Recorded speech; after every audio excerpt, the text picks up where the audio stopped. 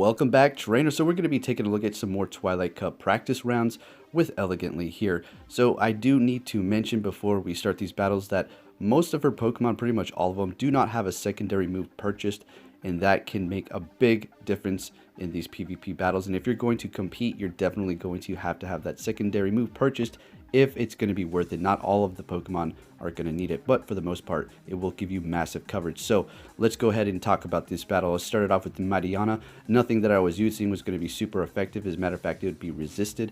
So I went ahead and switched to the Alolan Muck. Now I do have Poison Jab. I'm just going to keep continuously doing that, seeing it's doing a fairly good amount of damage, and I'll be able to save my charge moves for the next Pokemon that enters.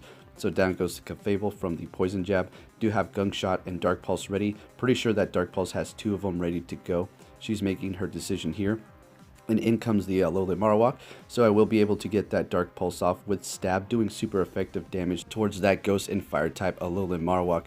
And a lot of these other Pokemon will have ground type moves, which will also be super effective towards it. So I do have another one saved up. Like I said, didn't need to get off my charge moves onto the Clefable, seeing that it would not be very effective. Yes, the poison would have, but my Poison Jab was doing plenty. So we're going to go ahead and take the hit here.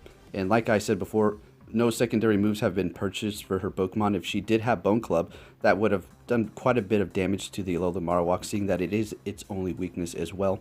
So we are going to go ahead and get off another Dark Pulse here in a comfortable position. She didn't block that one, and it does quite a bit of damage. Take note of that if you're going to be going into this tournament up against another Alolan Marowak. You will be taking massive damage. Alright, in comes the Drapion and down goes the Alolan Marowak, and I was not able to get that last Dark Pulse off, making my decision here, seeing that Drapion is only going to be weak against ground-type Pokemon. The Mightyana's Play Rough is going to do a decent amount of damage, but it's just going to be neutral here, so takes off quite a bit. I guess I should take that back. It does a good amount of damage. And if you're planning on using Drapion, I would probably go with Infestation. It's going to be a bug move, super effective to those dark types, which you will see commonly in this tournament as well. So going on to the next match here, we're going to take a look at a whole new set of Pokemon. And yet again, no secondary moves purchased on her end. So these Pokemon that you were thinking about using, and if you're seeing these battle and you're thinking to yourself, well, I don't know about it anymore, you have to remember that they can have other moves for coverage as well that can also possibly charge a little bit faster. It's just the drought for the TMs is real, guys. I mean, we were out hitting raids all day and I only got 2. I used it on Honchkrow, and guess what? I was trying to get Sky Attack and it went back to Brave Bird and then Psychic. Like, are you kidding me? Seriously? So I'm starting off with the Misdreavus here. This is my lucky. I powered it up. Oddly enough, I had one at 1495 already. I don't know what I was doing.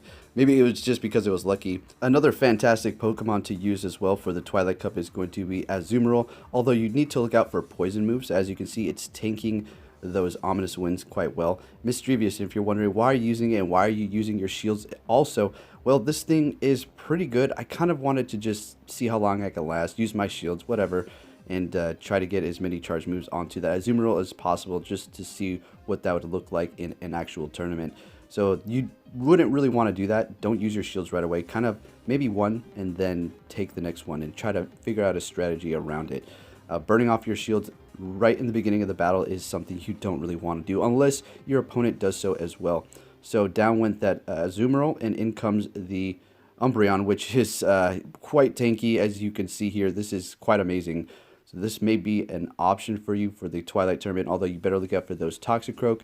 Here it comes, like I just said, but I do not have Dynamic Punch. I'm actually contemplating if I want to take Sludge Bomb and make it Dynamic Punch. You kind of want to keep the Mud Bomb because there's going to be those Pokemon specifically only weak to those ground type moves, and it charges fairly quick as well. So I do have Counter. I mean, it does have pretty good coverage, and as you can see, it's taking down the Umbreon fairly nice.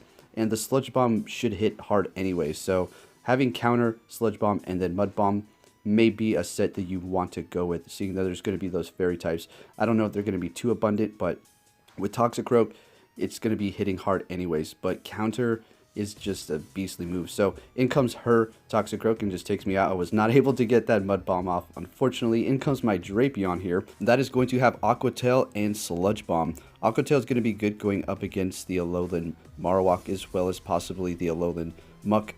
Not going to be doing super effective damage, just neutral to the Alolan Muck, but at least it's something there. But you better look out because the Infestation is going to be doing hardly any damage. although getting massive energy for your charge moves. So down I go. Good game for that one. Now let's go ahead and check out the next battle we have. Starting it off with the Alolan Marowak. This is going to be sitting at a flat 1500 CP. Very nice. I do have a secondary move purchased there. Now also take note that Alolan Muck does have Poison Jab, which will be gaining a decent amount of energy for the charge moves, but on the flip, if it did have Bite, it would be absolutely tearing through that Alolan Marowak so quickly. I've been in that position before. So on the flip though, the Alolan Marowak does have a super effective move to hit it, which is its only weakness, and that's going to be ground with the Bone Club there. And as you've seen, she took the hit, and the Alolan Muck was able to survive quite a bit. So that Bone Club is ready yet again, so we're going to go ahead and hit it up and see what we can do here. And she does block, and if you did not know, if the shield turns red, that means it's going to be super effective. So that Bone Club yet again ready to go. It is so monstrous, so this may be something you want to consider with this ground type move, because there's going to be those specific Pokemon like Drapion, and then you have the Alolan Muck here, which are only going to be weak to ground, and it's going to kind of be hard to find those ground moves within the Twilight Pokemon. Alright, so we're going to continue on here and just putting in work with the Bone Club. This is insane. So what could you use in this instance to protect yourself? Possibly a Honchkrow maybe with dark moves. That'd be super effective going up against it as well. The Qwilfish, if it did have water moves, will be able to take that Alolan Marowak as well. But on the flip, I will be doing super effective damage to that Qwilfish with that ground move, because it is going to be water and poison type, taking super effective damage from the ground. And then the Bone Club again going strong and just putting in work, and down goes the Qwilfish. And don't let that fool you. Qwilfish is very good for the Twilight Cup. All right, it's just in a bad position here. So going up against the Clefable, I decided to just go for the Shadow Ball, because the Alolan Marowak's time is almost expired here, and it put in massive work. And will we be able to get another charge off? No, very close though. Another Pokemon you can use to counter the Alolan Marowak there is going to be Drapion with Aqua Tail, as well as Azumarill, water moves, so you should be looking good in that regard. If it does do Shadow Ball to that Azumarill, it's going to be neutral, so it will hurt quite a bit, but Azumarill, as you've seen, can take quite the hit. And probably one of your best counters to go up against the Alolan Marowak, take note of this, is going to be Umbreon with dark moves, dealing super effective damage to that Alolan Marowak, while it will take neutral damage from the Bone Club and not very effective from the Ghost moves. So that is going to be another fantastic option. So this is going to be a pretty crazy battle here. So I'm starting it off with the Alolan Ninetales up against the Azumarill. Doing Powdered Snow, it's not going to be doing very much damage whatsoever, and at this moment I decided to switch into my Drapion. So what my plan was going to try to have her use up her shields.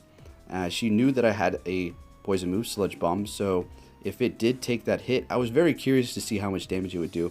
I'm thinking about a little bit more than 65%, but she does shield up both times, as you will see here. Drapion with that Infestation gaining so much energy to charge up those moves fairly quick. So I will be taking the hit here, because I do want to save this shield for later on. Drapion taking that Ice Beam, sort of, good. The Aqua Tail is ready. That would be absolutely pointless. That is going to be a Fairy and Water type over there, so I'm going to hit it up with the Sludge Bomb, doing super effective damage, but she knows a whole lot better, and she needs to save that Azumarill, and she uses the shield. So she has no more, and I'm deciding whether or not I want to use it, and I do not. Let the Drapion go down, because I'm not going to be able to get off another charge move here. So in comes the Venusaur with Vine Whip and Frenzy Plant, and then you have Sludge Bomb. So we'll be doing super effective damage with the Frenzy Plant or with the Sludge Bomb. I do decide to go with the Sludge Bomb in a second here. Definitely going to shield up, because that Ice Beam will hurt the Venusaur quite a bit, being a grass type. So now if you're in this position going up against an Azumarill with that Venusaur, you can do either one, but I recommend you just go with your Frenzy Plant. That's going to be doing a little bit more damage, and it probably will charge up quicker and be ready for you to use. Now she has no more shields. That Gengar is out, poison type, weak to Psychic. So we're going to go ahead and hit up that Psyshock, which was already charged and ready to go, taking it out in pretty much one hit. And then that Psyshock is already almost ready. Toxicroak being extremely weak to Psychic moves, being a fighting and poison type, is going to be going down like that. So there you go, folks. Alolan Ninetales is looking great. So thank you, Elliegantly, for those battles. If you enjoyed this video, please give it a like, trainers. And with that said, I'll be catching you all next time. Take care.